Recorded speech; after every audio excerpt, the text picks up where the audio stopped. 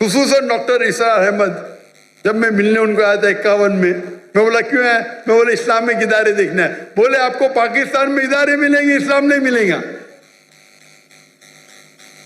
اللہ ان کو جنت نصیب فرمائے، جنت اعلیٰ، جنت فردوس.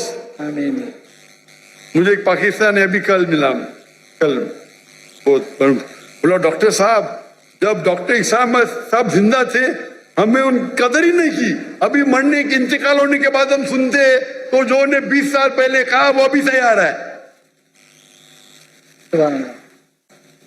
پاکستان کے بارے میں تو چھوڑو، ہندوستان کے بارے میں ڈاکٹر عیسیٰ احمد کہتے تھے بی جے پی 2 سیٹ ہے وہ ہندوستان کو رول کریں گے. کیا کون سوچ بھی نہیں سکتا تھا خواب میں. یہ ڈاکٹر عیسیٰ احمد صاحب کی دور اندیشی ہے، فار سائٹڈنس. جب بی جے پی کی 2 سیٹ تھے اس ٹائم کہا کہ بی جے پی ہندوستان کو رول کرے گی. ان کو ہسٹری کے اوپر مہارت تھی. تو یہ کہنا کہ کیا علماء ناکامیاب تھے، میں یہ کہوں گا کہ افسوس کی بات ہے ان کو سننے والے نے ان کی عزت نہیں کی. اس وقت میں ہندوستان سے ملنے آیا ڈاکٹر عیسیٰ احمد صاحب کو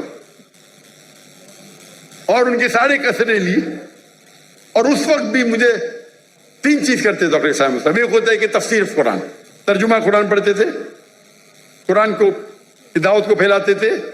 دوسرا اصلاح کرتے تھے، شرک، اقسام شرک، راہ نجات، کئی تقریر. اور تیسرا ان کا تھا پالیٹکس. اور مجھے پالیٹکس سے زیادہ شوق نہیں ہے.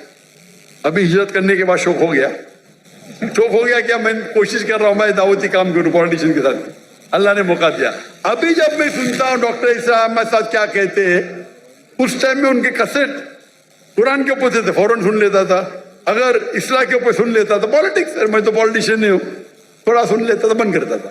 ابھی میں سنتا ہوں تو ان کی دور اندیشی، فار سائٹڈنس اتنا ہے کہ 95 میں کہا جو ہندوستان میں 20 سال بعد ہوگا.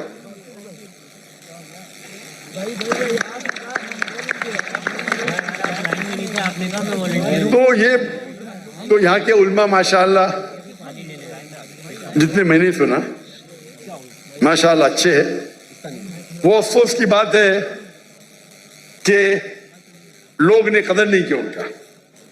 تو آپ کو یہ دیکھنا چاہیے کہ جن کے پاس حق ہے بات کرنے کا آپ بات کرو. اگر یہاں کا معاشرہ طے نہیں ہے تو یہ صرف علماء کی ذمہ داری نہیں ہے، ساری امت کی ذمہ داری ہے.